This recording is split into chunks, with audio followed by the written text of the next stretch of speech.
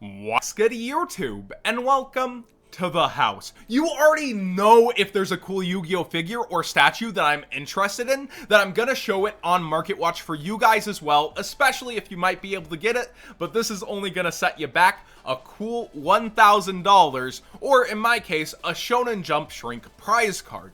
I did end up selling that to go ahead and get the funds towards this, and when I'm looking at it, there's a couple negatives to warn you guys about before we get to all the positives. Taka Corp is newer on the scene, so I don't think we have a mass release to see their kind of quality in hand on market, but this does look really nice, and they're charging $1,000 as a new company, but the statue industry has been bubbling up, and a lot of people are demanding more for stuff like there's a Venom bust out there that costs more by Sideshow, and this looks like it has a lot more weight to it, heft to it, and what goes into it's pretty crazy. The back's not also the most detailed thing in the world, but it doesn't have to be. You're going to be showing off the front most of the time, I would think, and the base is really cool. It's that spellbinding circle art, kind of familiar to the TCG that I grew up with, so I enjoy it. Now, if you're in the US, because it's mainly only available in the EU, the Big Bad Toy Store actually got their hands on this at $985 a piece. They have 7 left because your boy ended up buying one of them with that Shonen Jump Shrink prize card money, but it seems like people love to look at public figures and micromanage what they're spending. This is where the donated money is going.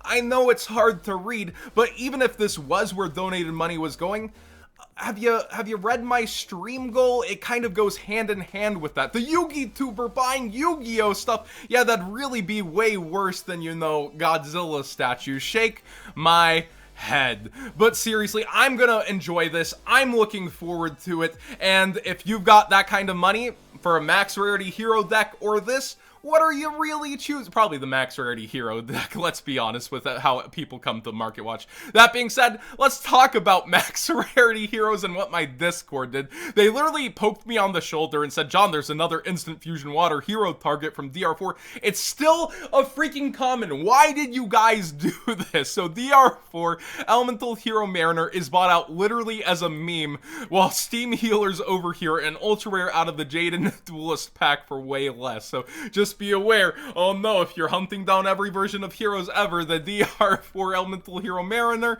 if you have it in bulk, try listing it at $10 and maybe that'll work out for you.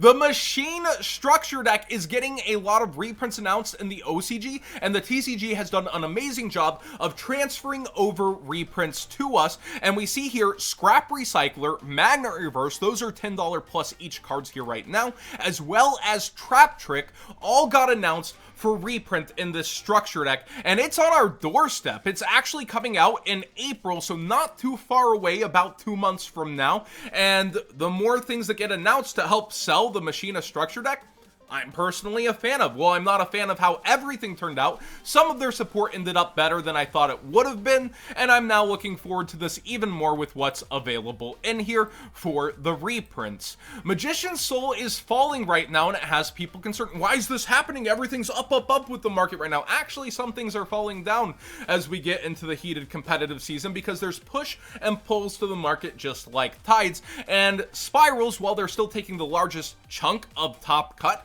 a lot of people who want to play those have the cards already, and now these are just being passed around, this hot potato between vendors and people deciding if they want to play. Also kind of funny how it's generic spellcaster support, yet it doesn't end up working that well with Shadows. I find that kind of hilarious. So we see over here it's also down towards 110 from the 125 they were originally selling for not too long ago. Maybe it's time to get rid of yours, or you can decide if you're going to hold on, but personally to me, this has been way blown out of proportion for too long, and it's nice to see it start falling back down in price, despite how much it does cost. Lightning Storm Prismatics, an interesting conversation because there's so freaking many of them compared to the past Waifu Tax Prismatic Top Secrets in their set, and you see so many line here under $450. So people do want playsets of this when they're going after it, and the top prismatic of each set has bubbled up towards $500 to $600, but Lightning Storm's not a waifu. Its other version, though, is worth 130 plus right now. I'm surprised people aren't actually looking over towards these as the other version rises up. Let me know what you think about the prismatic market. Do you think it's going to continue to tank down as more sets come out with more prismatics and they get into players' hands, especially those $70 ones? They're like, oh, I'm just happy having a prismatic at all. Let me know what you think about this pricing. Or is it just that it's that available right now? People are pulling them out of their entry packs at YCS and regionals still, and that's how they're appearing on market, because it's not actually, for some super deep pocket, that hard to make all these 450 disappear between just a couple of vendors if they wanted to Thanos snap them off market. So it's really kind of cool, actually, that they're sitting on market right now. The Shaddoll structure deck has some things going on, such as Windy going up in price because people are just wanting to grab her and not the great reprints in here. You can still find the structure deck, $13.83 shipping included on TCG Player, and I'd kind of go for that rather than buying 3 of her, but I do get wanting to spend $10 instead of, you know, 40. People are asking me what should they do if it's not in their area. Should they go for this price? I think if you want everything in here, yes. If not, go singles, but that's what's causing this price to go up right now, and it is over on eBay too. You see $3, $3.50, $4 very quickly, so maybe consider getting your Shaddoll engine if you don't want to buy the structure decks themselves. Speaking of Shaddoll hype, Cross Sheep is continuing to go back up and past its limits. 15 freaking dollars here with 5 copies. So many people have high amounts of them listed, such as Ideal 808, yet they're trying to stick up in price right now. I think vendors will compete, but it is so sought that people are willing to pay these prices. It just goes to show it doesn't matter if you rarity bump something or not if you're short printing and it's only 8 of these or so per case. Man, people really want this card. I think it's really good. I think you should have access to it. It just sucks to see that tied to rare. It's been so long since we've seen anything close to this. Well, Sunlight Wolf aside, so long. But for a 1 of in the extra deck, that's pretty crazy in the rare slot. Unchained Abomination is getting slurped off the market. Shu Ping ended up using this, and I thought it was really cool how he did within his feature matches, and it's been underestimated on market as a generic Link 4. I think DZeef actually pointed that out when the set came out. I was watching one of his pack openings, and he was like, this is super underestimated. And here we see the market starting to adjust, and it's towards $7. I still think this will fall back towards $5 once again, but people are clamoring for anything Shu Ping played.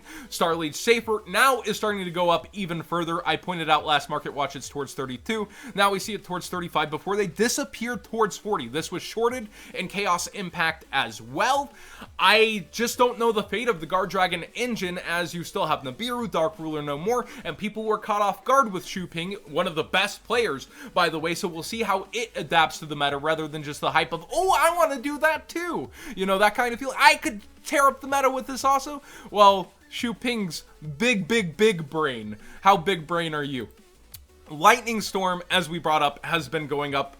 Island is way down towards 18. This would already be 15 at that initial buyout than it happened, maybe even 12. So nice to see this get way more affordable if you've been waiting for it. Keep your eye and maybe use my TCG Player link in the description down below, costing you nothing extra and supporting the channel directly for cards you'd already be buying. But it's definitely nice to see this continue to go down in price, and maybe it'll go even further with the special editions, depending on how many are ripped open by vendors for those Lightning Storms and promos.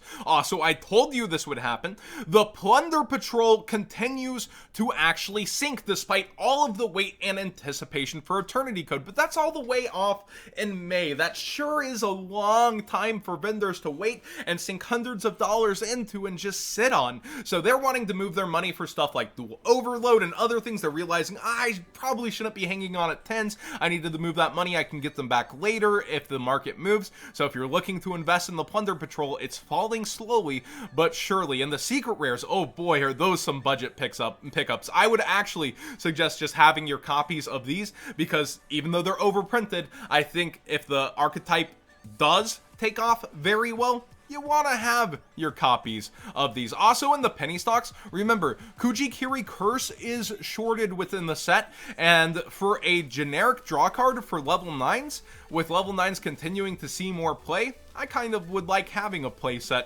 rather than just waiting and being like, oh, I hope the Megatins come soon next year.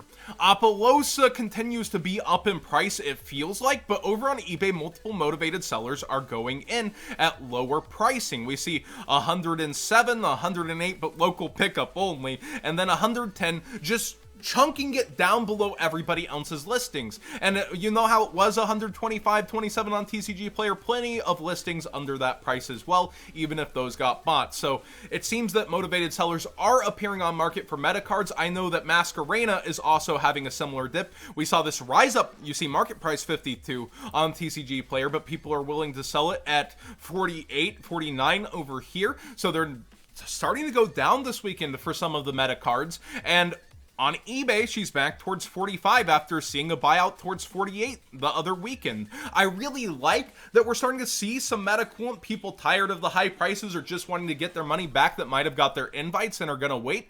I thought this would continue to rise and just, hit 55 and then maybe go bonkers. But here we see that there's actual price coolant, and that is super refreshing during this kind of drought of everything seeming like buyout, buyout, buyout. Well, now we see motivated seller, person who's got their invite, person who wants to get back in after reprint announcements and wait for those tanks, because I still think this will sell Battles of Legend. That's a personal theory. It cannot happen at all, but it's always an extra deck monster, and a reprint announcement will spike her down before she goes back up for people realizing, oh yeah, I still need that card. Final note, if you're looking for playmats and OCG stuff, sometimes the best place to look is eBay. Look, this is the brand new playmat from Winamats, and it debuted at the UDS, and it looks really cool, but look at this OCG mat that's very similar. I wonder why Konami told vendors to stop dealing in OCG product. But seeing this, she has the original seal crest also, which is cool from the OCG. There's just so many things though. I wonder why. So this is the YCS mat from Japan. $43 a piece versus how much people are asking new for this. I think the lowest on eBay is 110 right now for the new Winamat, and that will go down throughout the season, probably towards 75, 70 for 2 icons, but there's a couple copies of this before it does go up towards 75 on eBay to meet that middle ground price that I was thinking the other mat would end up at. So maybe find yourself a nice little cheaper version of the mat if you were thirsty or hungering after this mat. That being said, thank you for watching today's Market Watch and putting up with me. I know I can be a bit much sometimes when I'm, ranting a little about figures and things I like, or, my own, what I've been through in the day. But please subscribe if you haven't already. Give this video a thumbs up if you enjoyed the conversation. I am still pushing those extra states on Patreon if, you don't get mad at the Yu-Gi-Tuber man for buying Yu-Gi-Oh stuff. But I, again, tend to find that the people who aren't giving are just mad that Yu-Gi-Tuber man gets stuff from other people. Again, thank you guys so much. I appreciate you, and I love that I get to do what I do every day. And always take care of yourself first, and make sure you and yours are okay before you ever give money to the Yu-Gi-Tuber man on stream or anywhere else.